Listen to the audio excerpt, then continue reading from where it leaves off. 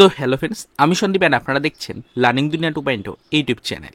তো ফ্রেন্ডস, আবারও কিন্তু আপনারা যারা প্রাথমিক শিক্ষক নিয়োগ প্রক্রিয়ার 2022-এর টেট পাস চাকরি প্রার্থী রয়েছেন এবং আপনারা যারা আগামীতে ইন্টারভিউ নোটিফিকেশন প্রকাশের আশায় অধীর আগ্রহে দিন গুণে চলেছেন, মূলত তাদেরকে উদ্দেশ্য করে আজকে এপ্রিল মাসের 3 তারিখে দাঁড়িয়ে আর্জেন্ট এই ভিডিওটা কিন্তু ক্রিয়েট করতেই হচ্ছে।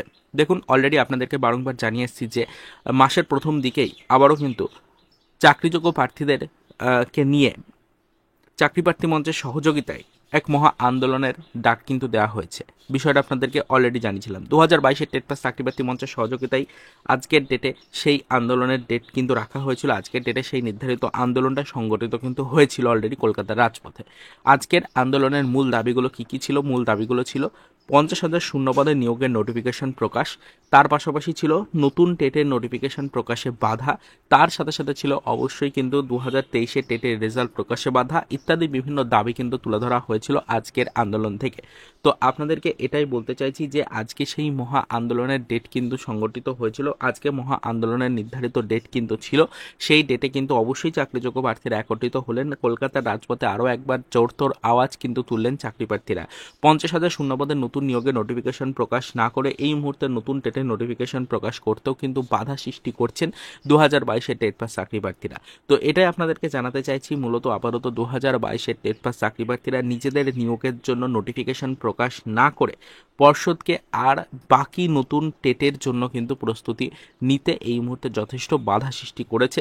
তো আশা করা যাচ্ছে যে নতুন টেটের নোটিফিকেশন প্রকাশিত হওয়ার আগেই হয়তো 2022-এর টেট পাস চাকরি প্রার্থীদের জন্য নির্ধারিত যে নোটিফিকেশন রয়েছে সেই নোটিফিকেশন কিন্তু প্রকাশ করা হবে এবং তার সাথে সাথে অবশ্যই কিন্তু যে নোটিফিকেশন আসবে সেখানে 50,000 শূন্যপদের দাবিটাকেও হয়তো পর্ষদের তরফ থেকে মান্যতা দেওয়ার ব্যাপারে কিছু ভাবনা চিন্তা করা হতে পারে। তার কারণ অলরেডি কিন্তু আমরা দেখেছি 22 টেট পাস চাকরি প্রার্থীরা অত্যন্ত অ্যাক্টিভ। ইতিপূর্বে যতগুলো ইয়ারের টেট ক্যান্ডিডেটরা টেট এক্সাম দিয়ে পরবর্তীতে নিয়োগ পেয়েছে তারা কিন্তু অবশ্যই আন্দোলনের পথ বেছে নিয়েছে সকলেই, তবে তারা যতটা অ্যাক্টিভ ছিল তার তুলনায় অনেক অনেক বেশি অ্যাক্টিভ 2022-এর টেট পাস চাকরি প্রার্থীরা। 2022 টেট পাস চাকরি প্রার্থীরা অলরেডি কিন্তু বেশ কয়েকটি আন্দোলনে অংশগ্রহণ করে ফেলেছে। অলরেডি বেশ কয়েকটি আন্দোলন সংগঠিত হয়েছে ইতিপূর্বে নিয়োগকে কেন্দ্র করে। 50,000 শূন্যপদের ভ্যাকান্সির দাবি নিয়ে ইতিপূর্বে বেশ কয়েকটা আন্দোলনও কিন্তু হয়েছে।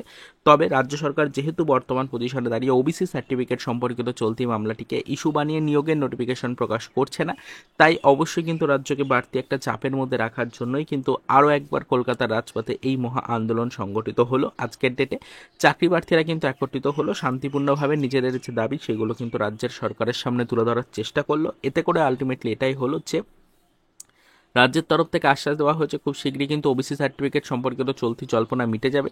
এই ওবিসি সার্টিফিকেট সম্পর্কিত চলতি মামলা মেটার পরে যাতে আর নতুন করে কোনো বিষয়কে ইস্যু বানিয়ে রাজ্যের তরফ থেকে নিয়োগের নোটিফিকেশন প্রকাশে বাধা সৃষ্টি না করা হয় এবং যাতে ওবিসি মামলা মিটে যাওয়ার সাথে সাথেই 2022-এর টেট পাস চাকরি প্রার্থীদের জন্য নিয়োগের নোটিফিকেশন প্রকাশ করা হয় এবং সেখানে 50,000 শূন্যপদের দাবিটাকে যাতে মান্যতা দেওয়া হয়, এই বিষয়গুলোকে নিয়েই কিন্তু আরও একবার জোরতোর আওয়াজ উঠল কলকাতার রাজপথে।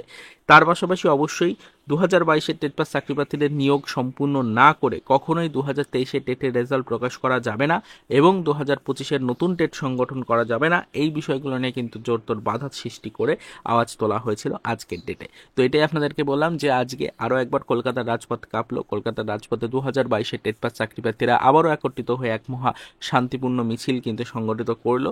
তার ফলে কিন্তু আরও একবার রাজ্য সরকারের উপরে বাড়তি একটা চাপ কিন্তু ক্রিয়েট হলো এবং রাজ্য সরকারের সামনে চাকরিযোগ্য প্রার্থীদের যে দাবি সেই দাবিগুলো কিন্তু জোরতোর আওয়াজ আকারে কিন্তু প্রকাশ পেল। তো এটাই আপনাদেরকে জানালাম। অলরেডি কিন্তু আজকে সেই অতীব গুরুত্বপূর্ণ ডেট ছিল, আজকে 3 তারিখ ছিল। মাসের প্রথম দিকেই আপনাদের জন্য কিন্তু আরও একবার কলকাতার রাজপথে শান্তিপূর্ণ এক মহা মিছিল কিন্তু অনুষ্ঠিত হয়ে গেল। তো আশা করা যাচ্ছে এবার খুব শীঘ্রই কিন্তু ফ্রেন্ডস আপনাদের জন্য পরবর্তীতে কিছু খুশির সংবাদ হয়তো পর্ষদের তরফ থেকে আসতে পারে, সেদিকে নজরদারি আমরা রাখবো। বিস্তারিত আপডেট আসলে সেগুলো অবশ্যই আমাদের চ্যানেলের ভিডিওর মাধ্যমে ডিটেলসে আপনাদেরকে আমরা জানানোর চেষ্টা করব। তারপরও তো এই পর্যন্তই, এইটুকুই আপনাদের জানানোর চেষ্টা করলাম আজকের ভিডিওটির মাধ্যমে। পরবর্তীতে যখনই কোনো আদার্স ইনফরমেশন বা আপডেট পাবো সেটা অবশ্যই আবারও ডিটেলসে আপনাদের সামনে তুলে ধরার চেষ্টা করব। তবে আপাতত এটুকু জেনে রাখুন 22 টেট পাস চাকরি প্রার্থীরা আরও একবার কলকাতার রাজপথে নেমেছিলেন আজকে এবং অবশ্যই কিন্তু সেই বিষয়ে আমাদের নজর ছিল। আমরা বিস্তারিত আপডেট কালেক্টের চেষ্টা করেছিলাম। অলরেডি যেটা জানা গেল যে আজকে কিছু সংখ্যক চাকরি প্রার্থী উপস্থিত হয়ে মোটামুটিভাবে আরও একবার কিন্তু রাজ্য সরকারের সামনে এবং পর্ষদের সামনে নিজের যোগ্য দাবিগুলোকে কিন্তু তুলে ধরতে পেরেছে। যথেষ্ট আওয়াজ কিন্তু উঠেছে। তো আশা করা হচ্ছে যে অবশ্যই 2022 টেট পাস চাকরি প্রার্থীদের নিয়োগের জন্য কিন্তু আরও একবার ভেবে দেখবে রাজ্য সরকার, এবং ওবিসি মামলাটাকে ইস্যু বানিয়ে যেহেতু নিয়োগের নোটিফিকেশন এই মুহূর্তে দেওয়া হচ্ছে না, তবে ওবিসি মামলা মিটে গেলেই কিন্তু নিয়োগের নোটিফিকেশন প্রকাশ নিয়ে তোড়জোড় শুরু করবে রাজ্য সরকার, এই বিষয়টা কিন্তু অলরেডি বোঝা যাচ্ছে।